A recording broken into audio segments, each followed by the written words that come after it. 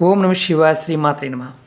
మిత్రులకి శ్రేయోభిలాషులకి అలాగే నన్ను ఇంతగా ఆదరిస్తున్న యూట్యూబ్ ప్రేక్షకులందరికీ కూడా పేరు పేరు ధన్యవాదాలు.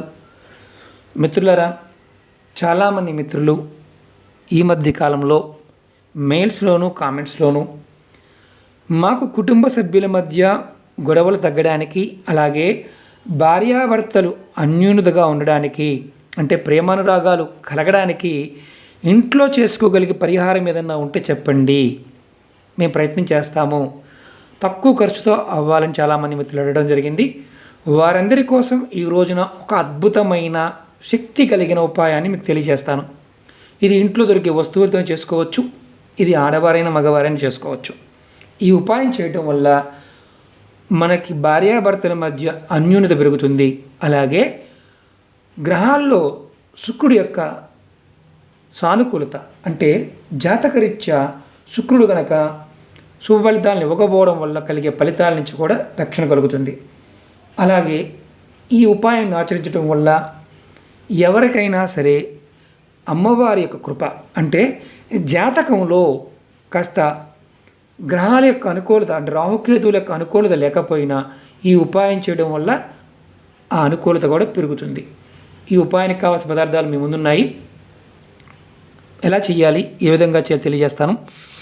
మిత్రులారా, మీకు ఈ వీడియో నచ్చినట్లు లైక్ చేయండి, నా ఛానల్ సబ్స్క్రైబ్ చేసుకోండి, గంట సింబల్ని యాక్టివేట్ చేసుకోండి, 10 మంది మిత్రులు షేర్ చేయండి. ఈ ఉపాయానికి కావాల్సింది కాస్త కర్పూరం, పచ్చకర్పూరం చాలా ఉత్తమం. అలాగే చందనం, స్టిక్ అయినా పర్వాలేదు, పౌడర్ అయినా పర్వాలేదు. అలాగే కుంకుమ పువ్వు, అలాగే ఎలాచి, దొరికితే కనుక మీకు కస్తూరి చాలా కాస్ట్లీ ఉంటుంది మిత్రులారా. నేను పూజకు వాడే కస్తూరి మీకు చూపిస్తున్నాను.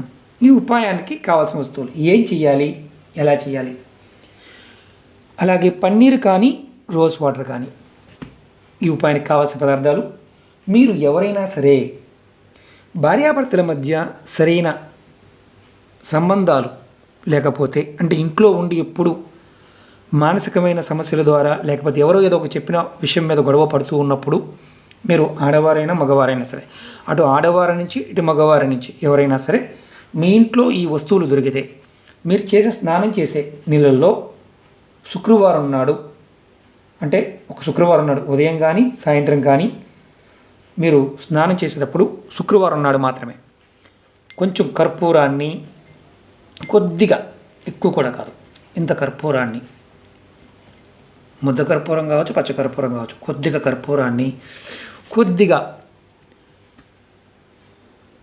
కుంకుమ పువ్వుని, అలాగే ఒక్క యాలక్కాయని దంచి పౌడర్ చేసి ఒక యాలక్కాయని, కొంచెం చిటికెడు చందనాన్ని, కొద్దిగా రోజ్ వాటర్ కానీ పన్నీర్ కానీ, ఒక పలుకు వీలైతే కస్తూరి కానీ, ఇవి వేసి మీరు స్నానం చేసే నీళ్ళ బకెట్లో వేసి చక్కగా కలుపుకొని మీరు స్నానం చేయండి. ఇలా 6 శుక్రవారాలు కనుక చేస్తే మీకు శుక్రుడు యోగిస్తాడు. జాతకరీత్యా ఏదన్నా సమస్య ఉన్నా ఈ స్నానం చేయటం వల్ల మంచి ఫలితం వస్తుంది. శుక్రుడు మీకు అనుకూలంగా ఉంటాడు. అలాగే భార్యాభర్తల మధ్య అన్యోన్యత పెరుగుతుంది, అంటే ప్రేమానురాగాలు పెరుగుతాయి. అలాగే ఇది మంగళకరం కూడాను.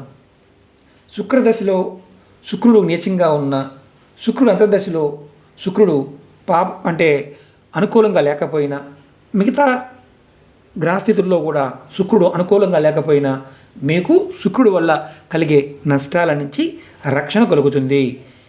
ఇలా స్నానం చేస్తూ ఉంటే 6 శుక్రవారాలు కనుక చేస్తే మీకు మంచి ఫలితాలు వస్తాయి. ఆడవారైనా మగవారైనా చేయవచ్చు.